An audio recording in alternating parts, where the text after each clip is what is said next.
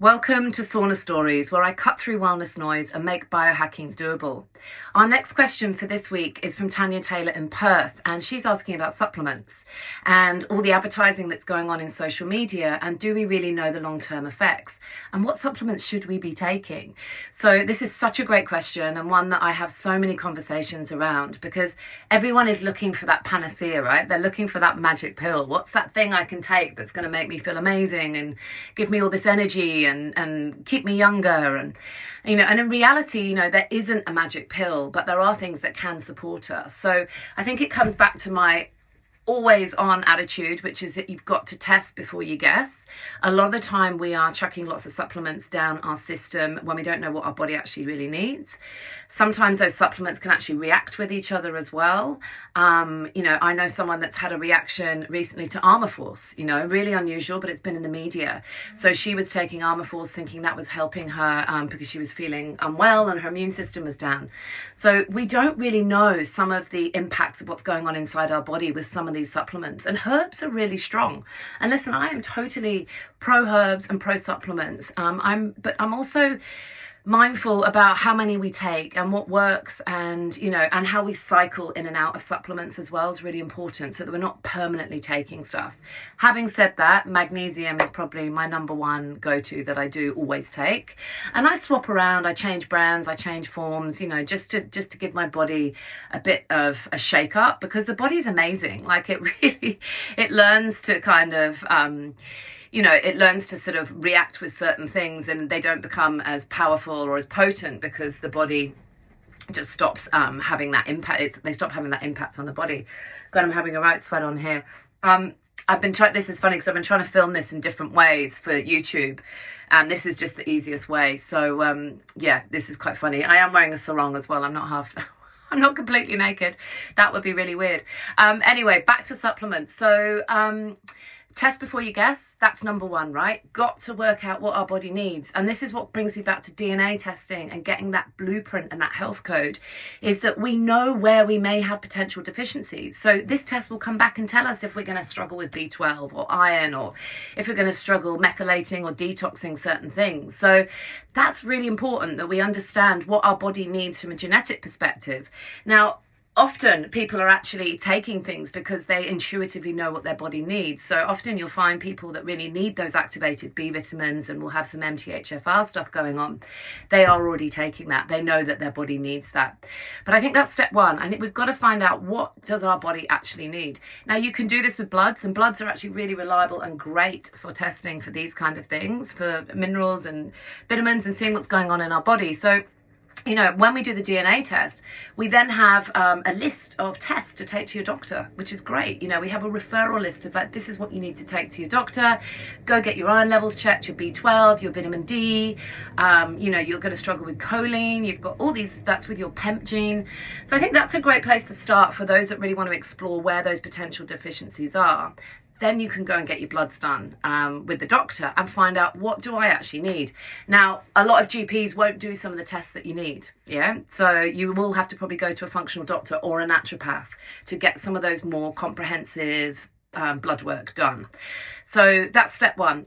Even something like NAD, right, which everyone's going mad for, and for good reason, right? It's amazing. Like, NMN changed my life years ago.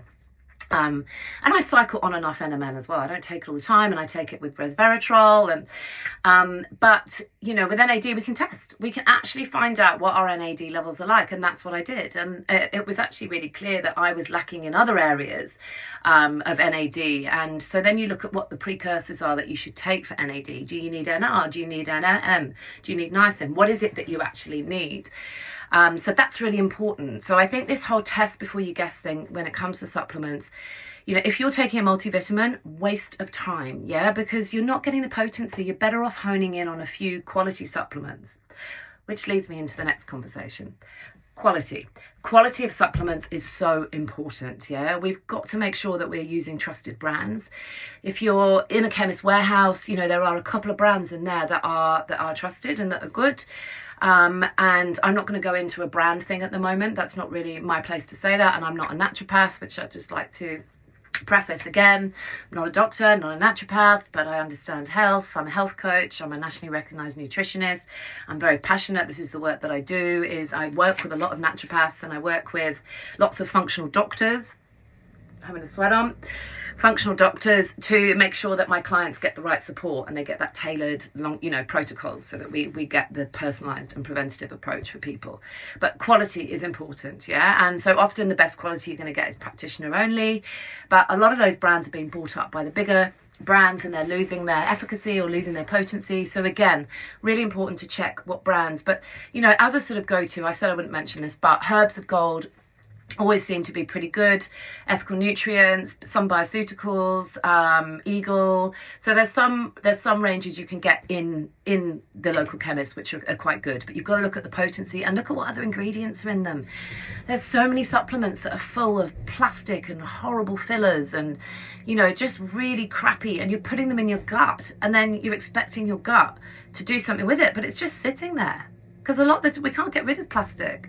So we've got all these other microplastics and other plastics coming into our system, so don't put plastic supplements in your tummy as well. Not a good look, and the body just doesn't know what to do with them. So I think quality is really important. Take less, take better quality. Try and get Australian made as well if you can, just so that you can sort of trace where it's been made and if it's third lab tested and all of those things. So third part to the question, and I think part 3, my phone just overheated and went on to emergency, so need to remember that next time. I can't record these when it gets too hot. Anyway, so part 3, the long-term impact on some supplements. Well, the truth is we don't know on a lot of them. We do on some have been around for a very long time, like something like creatine has been researched for so long, and we're just learning the benefits of creatine. That again had a negative connotation, and it really doesn't. So follow the science, but having said that, the science isn't always what it should be depending on who's funded the study. So that's really important, is looking who's funded the study. But but try and follow the science where you can, where there is research, where there is evidence of long-term impacts of some supplements. Some things are herbs and they're potentially going to be okay. I can't say, but we don't know the long-term effect of some of them. So that's why you have to pick good quality, and you don't need to be taking 60 to 70 supplements a day. Really reduce them down. When I was going through my mold detox, I was taking so many supplements. So now I'm really trying to reduce down what I take and just honing in on some key things. Like, I know I need omega-3s because of my DNA. So that's really important. So I have a really good clean omega-3. So, there's other things I know because of my DNA, and that's why I'm taking it. So long-term impact, we don't know. We'll find out more. Just look for stuff where it has been studied, there has been peer review, and that's a good place to start.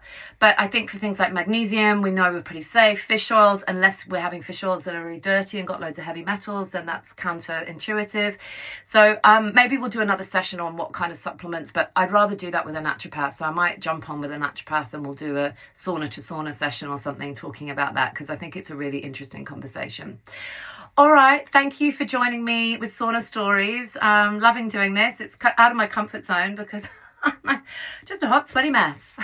Take care. See you next week. Some key points for supplements are: it is an industry that is worth billions and billions and billions, and social media is driving a lot of that. It is a huge business. It's big business, and therefore we are being advertised a lot, and it's really hard to know what supplements to take and what brands. So really, you've got to work with trusted practitioners. You need to know what brands are good. Unfortunately, there's a lot being sold online that are full of plastics, heavy metals, and lots of horrible fillers and things like that. So quality is really important. So just because it's on social media and an influencer is saying it's good, it doesn't necessarily mean it is. So you really need to do your research into what supplements are good quality, what ones have the right potency, and what ones actually work.